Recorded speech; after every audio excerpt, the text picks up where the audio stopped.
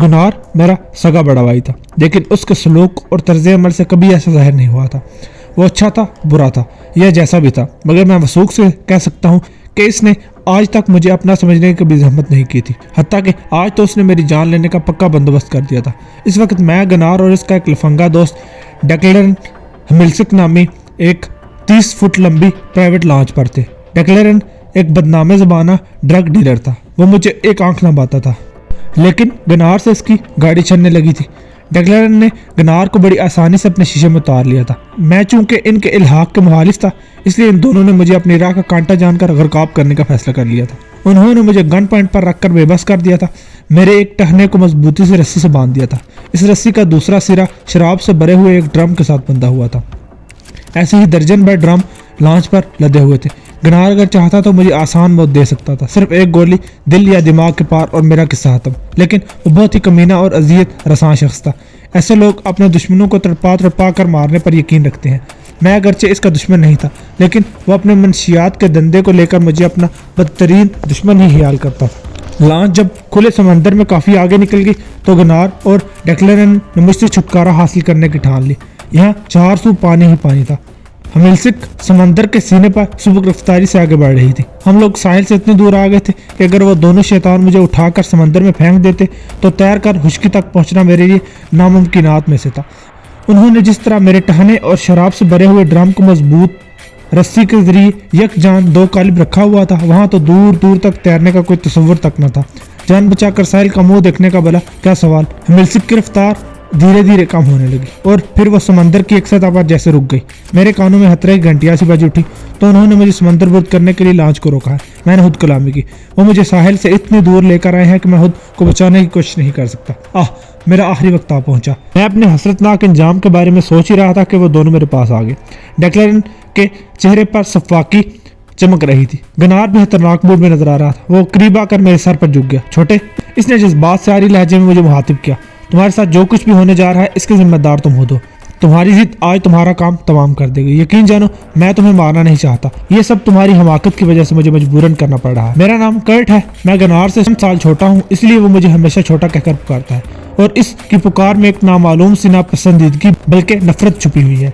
मैं आज तक गनार के इस मानदाना रवैये का सबब ना जान सका और आज के बाद ऐसी जानकारी का मौका मिलने का इम्कान भी नहीं था। मैंने गनार की बातों के जवाब में कोई रद्द-ए-अमल जाहिर नहीं किया तो इसने आंखों ही आंखों में अपने साथी डेक्लेरन को इशारा किया। डेक्लेरन ने शराब से भरे हुए ड्रम को लॉन्च के ऊपर से समंदर में लुढ़का दिया।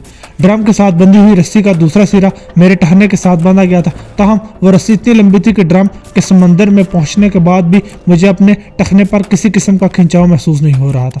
मैं अगर किसी तरह भी टहने की गिरा को खोलने में कामयाब हो भी जाता तो भी मेरी बचत का कोई इम्कान न था, क्योंकि गनार गन बदस्त मेरे सर पर खड़ा था। ड्रम समंदर में पहुंच जाने के बाद डेक्लेरन ने उठाकर मुझे गहरे नीले पानी में फेंक दिया। मैं अपने वजूद के साथ समंदर की गहराई में उतरता चला गया। करीब था कि मैं समंदर की तह में जा बैठता। मुझे अपने एक टखने में शदीद तकलीफ का एहसास हुआ। ऐसा लगा जैसे किसी ने मेरे पाँव को टखने से उखाड़ डाला हो। यह दरअसल उसी मजबूत रस्सी की वजह से था जिसका एक सिरा मेरे टहने से बंधा हुआ था और दूसरा शराब से भरे हुए ड्रम से मुंसलिक था। इस बंदिश के बायस मैं एक खास हद तक पानी के नीचे जा सकता था। गोया सरे दस्त मेरे डूबने का इम्कान नहीं था। मैं कोशिश करके खुद को बचाने की कोई राह तलाश कर सकता। पानी के अंदर डुबकी लगने के दौरान मेरा दिमाग खौफ और दहशत की गिरफ्त में था। मेरी नाक और मुंह के अंदर समंदर का खारा पानी बेदरेक चला गया था, जिससे मेरी सांस रुक गई थी। तब मैंने खुद को जैसे तैसे संभाल लिया और हिम्मत से काम लेते हुए खुद को पानी की सतह पर लाने की कोशिश करने लगा। हाथ पाँव की इस तरारी हरकत के नतीजे में मेरा सर किसी बड़ी और वजनी शय से टकराया। मुझे ऐसा महसूस हुआ आलूओं से भरे हुए ट्रक से अचानक मेरा तसादुम हो गया हो। जल्द ही ये बात मेरी समझ में आ गई कि दर हकीकत मेरा सर शराब से भरे हुए ड्रम से टकराया था, जो समंदर की सतह पर सुस्त रवि से हिचकोले ले रहा था। वो बहुत ही नाजुक और सनसनीखेज लम्हात थे। लॉन्च अभी तक रुकी हुई थी। शराब वाला ड्रम लॉन्च के पहलू के साथ लगा हुआ था और मैं इस ड्रम के नीचे पानी से गर्दन निकाले चुपचाप मौजूद था। एक तरह से मैं लॉन्च के अकबी हिस्से में ऐन इसके नीचे था। गनार और डेक्लेरन अगर चाहते भी तो मुझे देख नहीं सकते। मेरी बका इसी सूरत में मुमकिन थी कि मैं इन्हें नजर ना आऊं। इन लम्हात में मेरा जहन रोशनी की रफ्तार से सोच रहा था। गनार ने मेरे टहने पर जो रस्सी की गिरा लगाई थी, इसे खोलना मेरे बस में नहीं था। ये एक खास किस्म की गिरा थी जो गनार ने दादा मोरफर से सीखी थी। हमारे दादा मोरफर जहाज रानी का वसी तजर्बा रखते थे। इनकी बेशतर जिंदगी समंदर के सीने पर सफर करते करते गुजरी थी। वो हम दोनों को बहुत कुछ सिखाने की कोशिश में रहते थे। और ये स्पेशल गिरा इन्हीं सब में से एक थी। लेकिन अफसोस कि मैंने दादा से बहुत कम सीखा, जबकि गनार उनका होनहार शागिर्द साबित हुआ। मैं ये सब सोच ही रहा था कि शराब से भरा हुआ ड्रम खिसक कर मेरे बहुत नजदीक आ गया। अब मेरी तरह वो भी लांच की ओट में हो गया था। इसीलिए मेरे जहन में एक अछूता ख्याल बिजली के कूंदे की मानी लपका। मैं अगरचे अपने टहने वाली रस्सी की गिरा को खोलने की पोजीशन में नहीं था, लेकिन इसका बहुत मुफीद इस्तेमाल कर सकता था। और ये कारआमद ख्याल इस बड़े से हुक को देखकर मेरे जहन में पैदा हुआ था, जो हिमिलसिक के निचले हिस्से में मुझे दिखाई दिया था। वो झटपटे का वक्त था, सूरज गुरूब होने के करीब था। मेरी खुशकिस्मती के मज़कूरा हुक मुझे नजर आ गया था। अगर 20-25 मिनट की देर हो जाती तो फिर 400 अंधेरा फैल जाता, और इसके बाद वो हुक क्या, मैं गहरी तारीकी में कुछ भी देखने के काबिल ना रहता, और वो दोनों शैतान मुझे बीच समंदर में मरने के लिए छोड़कर अपनी मंजिल की जानिब रवाना हो जाते। वक्त कम और मुकाबला सख्त था, लिहाजा एक लम्हा ज़ाया किए बगैर मैंने अपने अछूते ख्याल को अमली जामा पहनाने का फैसला किया। मैंने शराब वाले ड्रम के साथ अपनी पुश्त को टिकाकर एक उल्टी कलाबाजी खाई। मेरी ये हंगामी हरकत हवा में लगाए जाने वाले बैक समरसॉल्ट जैसी तो नहीं, ताहम इस बेढंगी सही से मेरा काम निकल आया। गोया मुझे अपने मकसद में कामयाबी हासिल करने में ज्यादा पापड़ नहीं बेलना पड़े। उल्टे वक्त मैंने इस हुक को ध्यान में रखा था, जिसे देखकर मेरे दिमाग में वो आइडिया आया था। मैंने चाबुक दस्ती से अपने बंधे हुए पाँव को इस हुक के नजदीक इस तरह से गुजारा था कि मेरे टहने से बंधी हुई रस्सी इसमें फंस जाए, और खुश नसीबी से ऐसा हो भी गया था। अगरचे इस कोशिश में मेरी एक टांग इस हुक से जैसे लटक सी गई थी, लेकिन मैंने इस अदम तवाज़ुन की जरा परवाह भी ना की। इन लम्हात में उठाई जाने वाली तकलीफ जिंदगी भर की राहत में बदलने वाली थी। सो मैं अपने काम में जुट गया। मैं इस वक्त एक बड़े डोल नुमा शराब के ड्रम और हुक के दरमियान समंदर की सतह पर नीम उल्टा हुआ था, और हुक में फंसी हुई रस्सी मेरी कमर से नीचे होती हुई ड्रम तक जा रही थी। मैंने अकब में हाथ ले जाकर रस्सी को थाम लिया और उसे डील देते हुए अपने बंधे हुए टहने को बआसानी नीचे लाने लगा। जल्द ही मुझे इस मकसद में कामयाबी भी हासिल होगी। अब मैं और शराब से भरा हुआ ड्रम पहलू ब पहलू लांच के निचले हिस्से में इस तरह मौजूद थे कि कोई ऊपर से हमें देख नहीं सकता था, और ना ही हमारे डूबने का कोई इम्कान था। वो लांच जहां भी जाती मैं और ड्रम इसके साथ साथ थे। बस इस सूरत में एक ही खतरा था कि अगर किसी शाख को मेरी बिनक भी पड़ जाती तो इसके बाद मेरे सोचने की हिम्मत भी ना हुई। उन्होंने मुझे सुपुर्द-ए-आब तो कर दिया, लेकिन मैं इनकी बेचैनी को वाज़ेह तौर पर सुन सकता था। वो लॉन्च पर मेरे ही बारे में गुफ्तगू कर रहे थे। डेक्लरन, क्या वो तुम्हें कहीं नजर आ रहा है? गनार ने अपने बिजनेस पार्टनर से इस्तफसार किया। नहीं, डेक्लरन ने मायूसी भरे लहजे में जवाब दिया। कर्ट और ड्रम मुझे दिखाई नहीं दे रहे। मुझे लगता है कि वो दोनों डूब चुके हैं।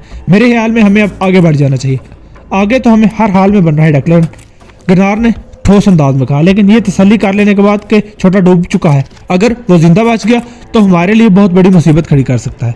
वो जितना सीधा और बेवकूफ़ नजर आता है वैसा है नहीं। हमारे दादा मोरफर्ड कहा करते थे, कर्ट जितना ज़मीन के ऊपर है इतना ही ज़मीन के अंदर है। डेक्लरन ने वाहियात अंदाज में एक कहका लगाने के बाद कहा, फिलहाल तो वो ना ही ज़मीन के अंदर है और ना ही ज़मीन के ऊपर, वो पूरे का पूरा समंदर में गर्क है। छोटे, गनार ने मुझे आवाज़ बुलंद पुकारा, मैं तुम्हारा दुश्मन नहीं हूँ। वो मक्कारी भरे मुनाफिकाना लहजे में बोला, ये सब तुम्हें सबक सिखाने के लिए किया है ताकि तुम्हारा दिमाग ठिकाने पर आ जाए और तुम मेरा साथ देने के लिए तैयार हो जाओ। हमारे बाप दादा के कायम किए हुए शराब नोशी के बिजनेस में कुछ नहीं रखा। डेक्लरन के साथ मिलकर हम रातों रात अमीर बन सकते हैं। अगर तुम तैयार रहे हो तो सामने आ जाओ, मैं तुम्हें लांच पर खींच लूंगा। क्या आपने दुनिया में गनार जैसा कोई और संग दिल और शफाक भाई देखा है? मैं जानता हूँ इसके दिल में मेरे लिए जरा भी रहम नहीं था। वो मुझे बचाने का बिल्कुल भी इरादा नहीं रखता था। वो तो बस ये इत्मीनान करना चाहता था कि मैं अभी तक जिंदा हूँ या डूब चुका। वो चंद लम्हे पहले खुलकर डेक्लरन से इन मजमूम अज़ाइम का इजहार कर चुका था कि मेरी मौत का यकीन हो जाने के बाद ही वापसी की राह इख्तियार करेंगे। मैं शराब वाले ड्रम का सहारा लिए दम साधे गनार की बकबक सुनता रहा। मुझे इसकी जानिब से किसी भलाई किसी अच्छाई की तवक्को नहीं थी, लिहाजा खामोशी में ही सलामती थी। मैं इसकी पुरफरेब बातों का जवाब देकर अपने परवाना मौत पर दस्तखत नहीं करना चाह रहा था। तुम वक्त बर्बाद कर रहे हो गनार, डेक्लरन की झंझलाहट भरी आवाज मेरी समासट गई। मान लो कि तुम्हारा हर दिमाग भाई मौत के मुंह में जा चुका है। वो अब कभी तुम्हारे रास्ते में आने वाला नहीं। हमें फौरी तौर पर शराब का स्टॉक लेकर अपने अड्डे पर पहुंचना होगा ताकि तुम्हारे कर्जे का हिसाब साफ किया जाए और तुम्हें अपने ड्रग्स के धंधे में शामिल किया जा सके ताकि तुम नोटों में खेलने लगो। एक आखिरी कोशिश, गनार ने ससराती आवाज में कहा, फिर हम आगे बढ़ेंगे। बात के इख्तिताम पर गनार ने फ्लैश लाइट ऑन की। इस वक्त तारीकी फैलने लगी थी। गनार की आखिरी कोशिश का यही मतलब था कि वो इस लाइट से समंदर की सतह पर रोशनी डालकर मेरी तलाशी के काम को मुकम्मल करना चाहता था। मैं चुपचाप अपनी जगह पर दुबका रहा। फ्लैश लाइट की रोशनी का महसूस दायरा मुझे लांच के दाएं बाएं और कब में हरकत करता दिखाई दिया। जाहिर है कि मैं वहां कहीं नहीं था, इसलिए गनार की निगाह में पकड़ में ना आ सका। तुम ठीक कहते हो डेक्लरन, गनार मुतमईन अंदाज में बोला। वो कमबख्त वाकई डूब चुका है और इसके साथ ही शराब से भरा हुआ ड्रम भी समंदर की तह में उतर चुका है। तुमने अपने छोटे भाई को खो दिया और मैंने शराब से भरे ड्रम को, डेक्लरन ने अजीब से लहजे में कहा। तुम जानते हो ना, ये लांच और इस पर लदे हुए तमाम ड्रम तुम मुझे दे चुके हो। अब ये सब मेरा है और हिसाब बाद में हो सकता है, तुम्हें और भी बहुत कुछ देना पड़ेगा, मेरी बात समझ रहे हो ना? तुम्हें देने के लिए मेरे पास कुछ भी नहीं बचा। गनार ने तल्ख लहजे में कहा, शराब का कारखाना, इसमें तैयारशुदा तमाम शराब और ये लांच, सब कुछ मैं तुम्हारे हवाले कर चुका हूँ। हाँ हाँ ठीक है, डेक्लेरेंट ने सरसरी अंदाज में कहा, मैं कब इन चीज़ों से इनकार कर रहा हूँ, मगर हिसाब तो हिसाब है। तुम वक्तन फवक्तन मुझसे पैसे लेते रहे हो, मैंने $1 अपनी डायरी में लिख रखा है और हर कर्ज पर तुम्हारे दस्तखत भी मौजूद है। मैं तुमसे कोई बेईमानी थोड़ी करूंगा गनार। तो फिर चले, गनार ने उकताहट से कहा। जरूर, क्यों नहीं, डेक्लेरेंट ने जल्दी से बोला। तुम इंजन स्टार्ट करके लॉन्च को बाइस्तगी आगे बढ़ाओ, मैं अर्शे पर रहकर खुले आसमान का नजारा करूंगा। ओके, मैं इंजन रूम में जाता हूँ, गनार ने सरसरी अंदाज में कहा। जब लॉन्च के अर्शे पर इन दोनों ने मुझे गन पॉइंट पर बेबस करके समंदर में फेंकने का इरादा जाहिर किया तो उस वक्त मैं वाकईतन डर गया था। मुझे अपनी मौत यकीनी नजर आने लगी थी, क्योंकि मैं गनार की बेरहमी और सफाकी से अच्छी तरह वाकिफ था। और डेक्लेरेंट तो गनार से भी कहीं ज्यादा जालिम और बदजात था। इससे किसी भलाई की उम्मीद रखना सबसे बड़ी खुशफहमी थी। और फिर मुझे सुपुर्द समंदर कर दिया गया तो मुझे जिंदा बच जाने का कोई इम्कान नजर न आया। मेरी नाक और मुंह में समंदर का खारा पानी भर गया, जिसके बायस सांस लेना दोबारा हो गया। लेकिन मैं नहीं जानता इन जानलेवा लम्हात में मेरे अंदर हिम्मत कहाँ से जागी। यक मेरे रगों पे में जीने की उमंग जाग उठी थी। इसके बाद मेरे हाथ पांव और दिमाग ने बिजली की ऐसी सरहद से काम करना शुरू कर दिया था, शायद मेरे अंदर मौजूद बका का निज़ाम मुतहरिक हो गया था। इन लम्हात में मुझे सिर्फ एक ही धुन सवार थी, चाहे कुछ भी हो जाए मुझे हर हाल में खुद को बचाना है। और अब मैं डूबने से तो महफूज रहा था, लेकिन मेरे मौजूदा हालात को तसल्ली बख्श नहीं कहा जा सकता था। मुकम्मल बका और हिफाजत के लिए मुझे मिल्सिक के नीचे इस वक्त तक खुद को जिंदा रखना था जब तक बचाव की कोई जामे और काबिल अमल राह नजर न आ जाती। मैंने जीने की ठान ली और इस नेक मकसद को हासिल करने के लिए मैं किसी भी हाथ से गुजर सकता था। लॉन्च हरकत में आ चुकी थी। इस वक्त गनार इंजन रूम में था और डेक्लेरेंट लॉन्च के अर्शे पर किसी जगह मौजूद था। मैं इन दोनों को देख सकता था और ना ही वो मुझे देखने के काबिल थे। इनकी दानिश में मैं तो अब तक समंदरी मछलियों की खुराक बन चुका हूँ और वो मुझसे निजात हासिल करने के बाद ही मुतमईन हो चुके थे। मैं अपने साथी की शराब से भरे हुए ड्रम की मैयत में लॉन्च के अकबी हिस्से की निचली जानिब था और तारों से भरा हुआ आसमान एक हद तक मुझे नजर आ रहा था। इन्हीं चमकते हुए सितारों में से कोई एक मेरी किस्मत का सितारा भी था। जब तक मेरा सितारा आसमान पर मौजूद था, मौत मेरा बाल भी बीका नहीं कर सकती थी। इस सोच ने मेरा खून और हौसला बढ़ा दिया और मैं अपने माजी को याद करने लगा। मुझे और गनार को वालिदैन का प्यार ना होने के बराबर मिला था। हम बहुत छोटे थे कि हमारे वालिदैन एक हादसे में हलाक हो गए थे। हमारी परवरिश और निगहदाश्त दादा मोरफर ने की थी। हम दादा की निगरानी में ही परवान चढ़े और फिर इनके बिजनेस में उनका हाथ बटाने लगे। दादा मोरफर शराब का एक छोटा सा कारखाना चलाते थे। दादा इस कारोबार को बहुत ज्यादा वसअत देने के हक में नहीं थे, इसलिए ये काम महदूद पैमाने पर हैरो खूबी चल रहा था, जो हम तीनों की जरूरियात को पूरा करने के लिए काफी था। दादा बहुत मुतमईन और खुश थे। इनके पास जितना भी फाजिल वक्त होता वो लॉन्च लेकर समंदर में निकल जाते। गनार अक्सर इनके साथ होता। इस दौरान मैं फैक्ट्री के मामलात को संभाला करता।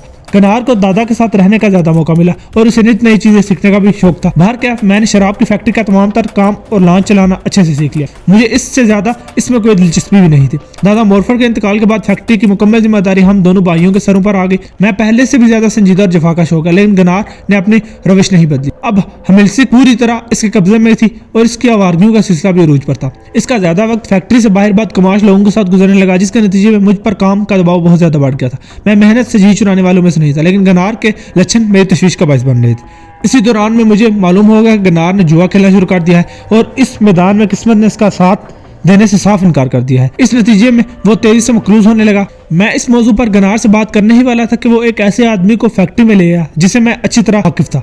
इस शख्स का नाम डेक्लेरेंट था, एक बदनामे जमाना ड्रग्स डीलर। वो दोनों लगभग 1 घंटे तक कमरे में बंद होकर खुफिया मीटिंग में मसरूफ रहे। जब डेक्लेरेंट चला गया तो मैंने गनार से पूछा, डेक्लेरेंट यहाँ क्यों आया था? इसके साथ मेरी एक बिजनेस डील चल रही है। गनार ने सरसरी अंदाज में जवाब दिया। मैं कहे बिना ना रहा इसका भाई, वो कोई अच्छा आदमी नहीं है। ओह, क्या तुम डेक्लेरेंट को जानते हो?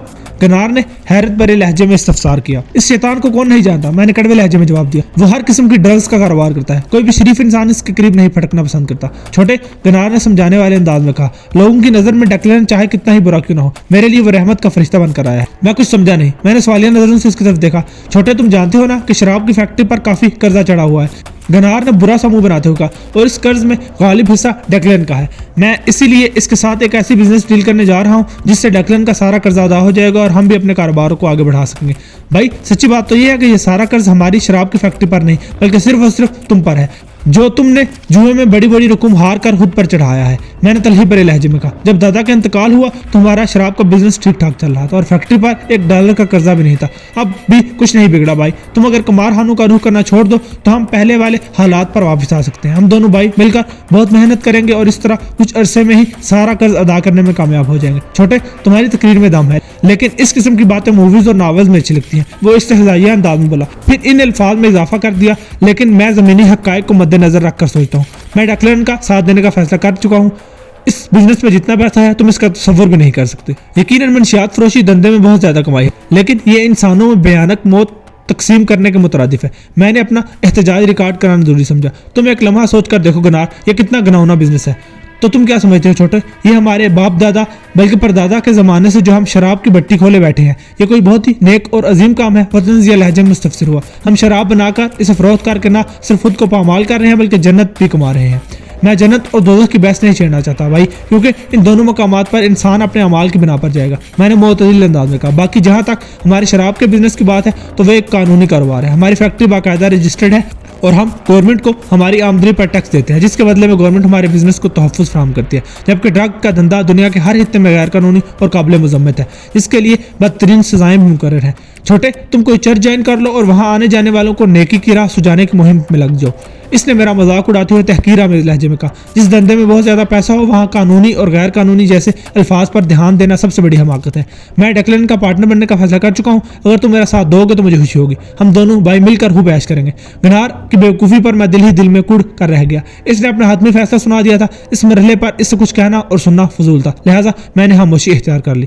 मैं तुम्हें 2 दिन की मोहलत दे रहा हूँ छोटे, गनार ने संजीदगी से कहा। तुम मेरी पेशकश के बारे में अच्छी तरह सोच लो। अगर तुम मेरा साथ दोगे तो इसमें हम दोनों का ही भला है, और अगर मैं ना मानूं तो, मैंने स्पाट आवाज में कहा, तो फिर मुझे तुम्हारे बारे में संजीदगी से सोचना होगा। वो मानी हेज लहजे में बोला। गनार ने मुझे 2 दिन का वक्त दे दिया था ताकि मैं इसका साथ देने का फैसला कर सकूं, और मुझे इस जेल में सोचने के लिए एक लम्हा भी दरकार नहीं था, क्योंकि मेरा फैसला बदल नहीं सकता था। मैं किसी भी कीमत मंशियात फरोशी की राह इख्तियार नहीं कर सकता था। 2 रोज बाद जब गनार ने मुझसे फिर वही सवाल किया तो मेरा जवाब पहले से मुख्तलिफ नहीं था, बल्कि इसमें से कुछ इजाफा हो चुका था।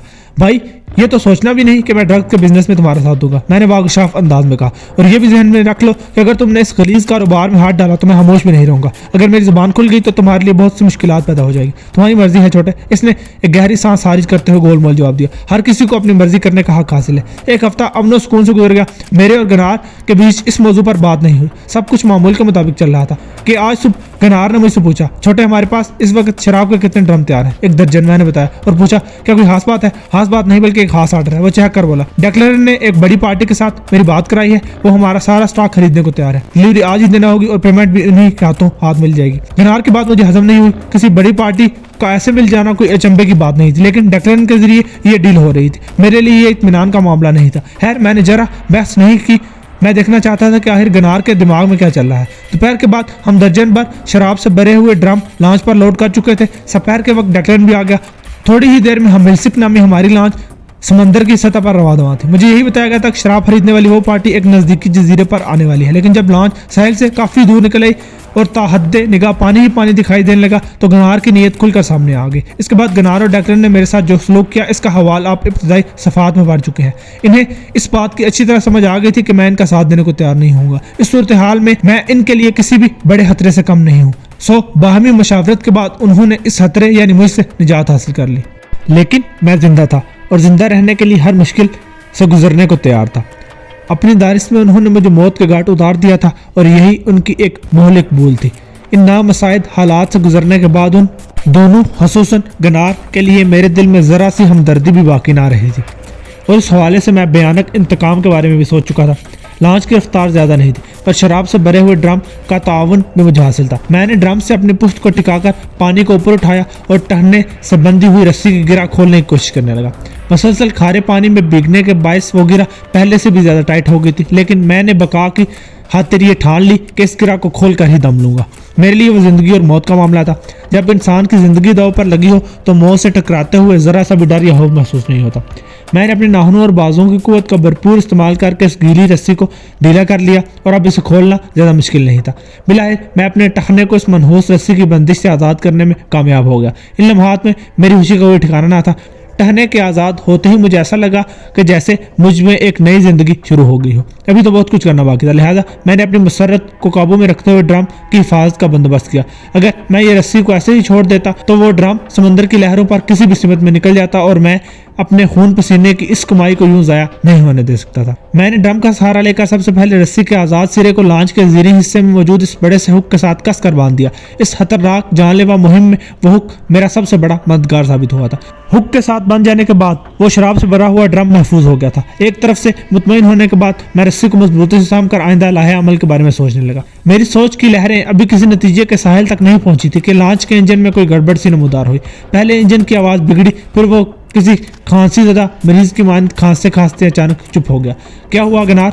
लांच के अर्शे पर मौजूद डकलन ने तशवीश भरे लहजे में इस्तफसार किया। तुमने लांच को क्यों रोक दिया? डकलन की आवाज़ इतनी बुलंद थी कि इसमें मौजूद झंझलाहट को मैं पूरी वजाहत के साथ महसूस कर चुका था। जवाब में गनार ने भी बेजारी भरे लहजे में कहा, मैंने लांच को किसी शौक में नहीं रोका डकलन, इसके इंजन में कोई खराबी पैदा हो गई है। मैं इंजन रूम में आ रहा हूँ, डकलन ने सरसराती हुई आवाज़ में कहा। लांच का इंजन बंद हो जाने की वजह से महीब सन्नाटा छा गया था और इस खामोशी की बरकत में उन दोनों की बातें क्रिस्टल क्लियर मेरी समात तक पहुंच रही थी। गनार ने कहा, ठीक है, आ जाओ, हम दोनों मिलकर इस लांच के इंजन को ठीक करते हैं। मेरे आसाब तान के वो बहुत ही इनकलाबी लम्हात थे। मेरे रगों पे में बिजली चमकने लगी।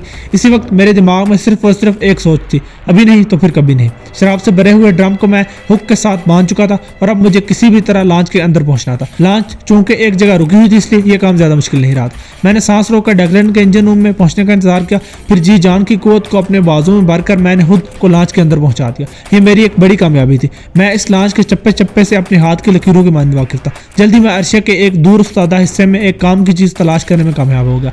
वो 2 इंच मोटी और 2 फुट लंबी एक आहनी राड थी जो किसी खतरनाक हथियार से कम नहीं थी। इंजन रूम की जानिब से गनार और डकलन की झंझलाहट भरी आवाजें उभर रही थी। वो इंजन को ठीक करने में मसरूफ थे। मैं दबे कदमों इंजन रूम के इंतहाई करीब पहुंच चुका था और एक महफूज ओट में रुककर इनकी कार्रवाई का जायजा लेने लगा। मैं इस वक्त जहां खड़ा था वहां तारीकी का बसेरा था, लिहाजा वो दोनों मुझे देख नहीं सकते थे, मगर इंजन रूम के अंदर इमरजेंसी लाइट थी जिसकी रोशनी में मैं इनकी हरकतों से नात को वाज़े तौर पर देख सकता था। मैंने हरकत में आने का फैसला किया और मुंह में बिल्ली की महसूस आवाज़ निकालकर आहनी राड को थाम कर एक्शन के लिए तैयार हो गया।